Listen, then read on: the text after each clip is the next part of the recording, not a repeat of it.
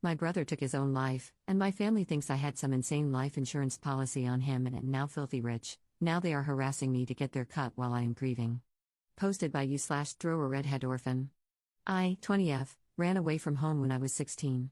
My family was, and is, incredibly toxic. My father was verbally, mentally, and emotionally abusive. My mother enabled him and was mentally abusive in her own right. I was forced to work full-time in addition to going to school because I was expected to pay rent, along with repayment of money spent on taking care of me as a kid. I'm not proud of it, but I started hiding some of my tips and lying about how much I made when my father asked for his payments. Eventually, the owner of the restaurant where I worked offered to let me live in the apartment upstairs for very cheap in exchange for some extra side work. I agreed, and I moved out one night in secret. There was an awful blow-up, and my father showed up at the restaurant and demanded to know where I was. Thankfully, the hostess and another waitress knew everything and told him I quit and they didn't know where I was. I haven't spoken to my father since the night I left home. He knows I'm alive and well because I called my mother, and I know she told him. I wouldn't tell her where I was staying, just that I was okay and wasn't coming back. I waited until I was sure I could make it on my own to let her know. The one person I stayed in touch with was my younger brother, 16M. We emailed at first and then texted, once he got a phone, several times a week. I wouldn't say we were super close or anything, but closer than anyone else in the family. I felt guilty about leaving him behind with my parents and our equally abusive older sister, 23F, who still lives at home with them. My father was always worse to my brother. Maybe because he was the only boy, so he could take it, I don't know. But he was terrible to him. I am convinced he drove him to suicide. A little over a year ago, my brother took his own life. It gutted me. I tried to be there for him and support him as best I could, but I was working all the time. I wish I could have done more. I feel like I failed him. I found out from my mother. She called me from his phone the morning after they found him. I also found out that my father was just going to abandon him at the morgue and let him be buried by the county. I couldn't do that to him. So I called a funeral home and arranged for him to be cremated. I took his ashes and scattered them on the beach where we used to go fishing together. I think it's what he would have wanted. My father is angry, though, really angry. I paid for my brother's cremation with a credit card. It was $6,000, and I don't really have the money to spare, but it was important. It's going to take years to pay it all off, but he was worth that to me. But that isn't how my father sees it. He somehow has this crazy idea that I had $1 million life insurance policy on my brother and that I'm rich now. He and my sister have been showing up at the restaurant where I used to work and demanding to see me. The owner keeps calling me and telling me about it. I've called the cops, but they won't do anything unless the owner wants to charge them with trespassing. I called my mother and tried to talk some sense into her, but she believes this insane story about life insurance, and now she thinks I killed my brother to collect the insurance money.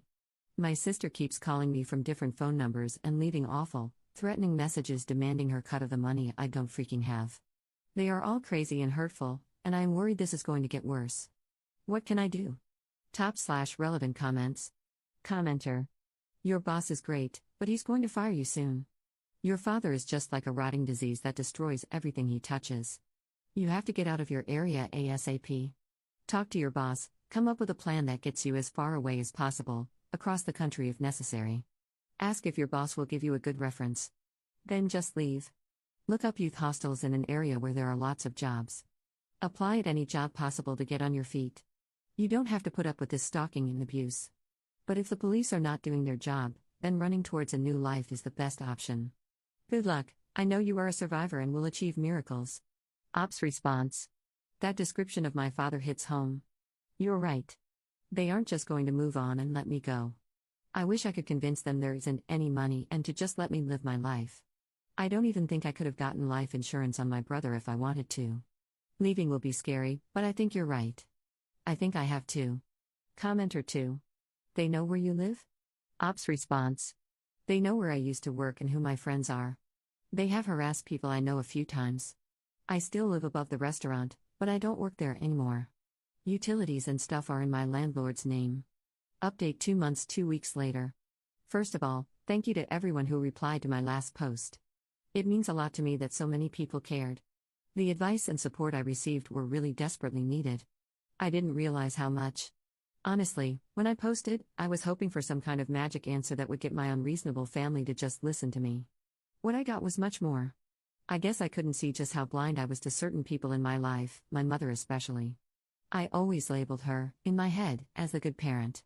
She and I always had a somewhat okay relationship, even if she let my father do all kinds of awful things. Even after she started accusing me of killing my brother for money, I kept hoping she would snap out of it if I could just convince her of how life insurance works. But a lot of the comments made me realize she really is an enabler herself, and that I really did need to cut ties and move on. That was so hard for me. I didn't want to think that I'd never be able to see my parents or my sister again, not even for Christmas. I know there's a lot of bad in what they've done, but there were good times, too. Times I will always miss. So many people offered kindness and support. I couldn't allow myself to accept any monetary donations that were offered, but I do appreciate the gesture. One especially kind and amazing Redditor offered me something I couldn't turn down. They helped me get a job at the company they worked for in a new state. Without their help, I don't know if I'd be here to post this update. I won't call them out, but they know how grateful I am.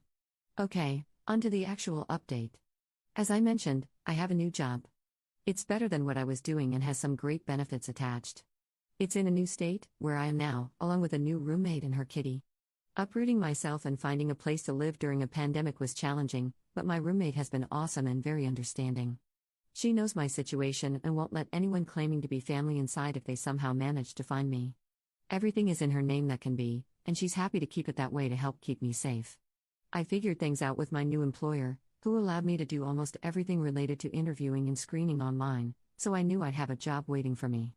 I also found my new roommate online, and we FaceTimed a bunch so we knew we'd get along when I got there.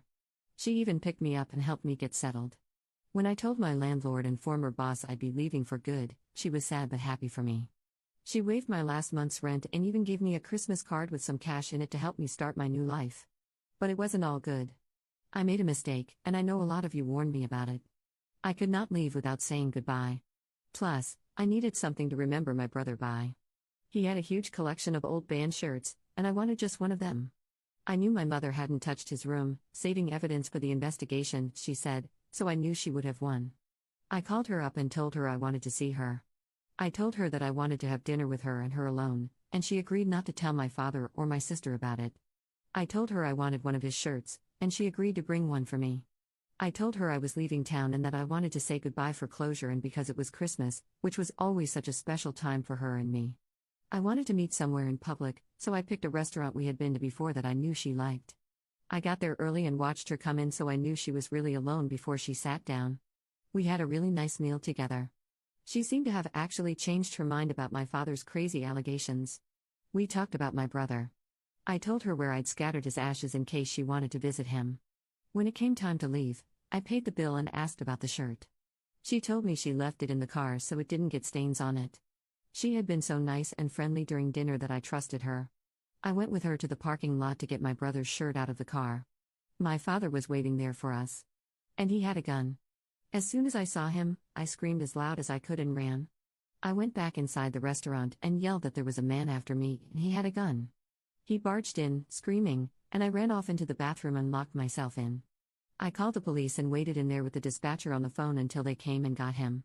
I pressed charges, and so did the restaurant. My mother lied about the shirt. I should have known she would. That is my biggest regret, I think, because showing up there like that was really the push I needed to finally cut all of them out of my life for good. I'm sad that I have nothing to remember my brother by, but I like to think he's looking over me. I now have an order of protection.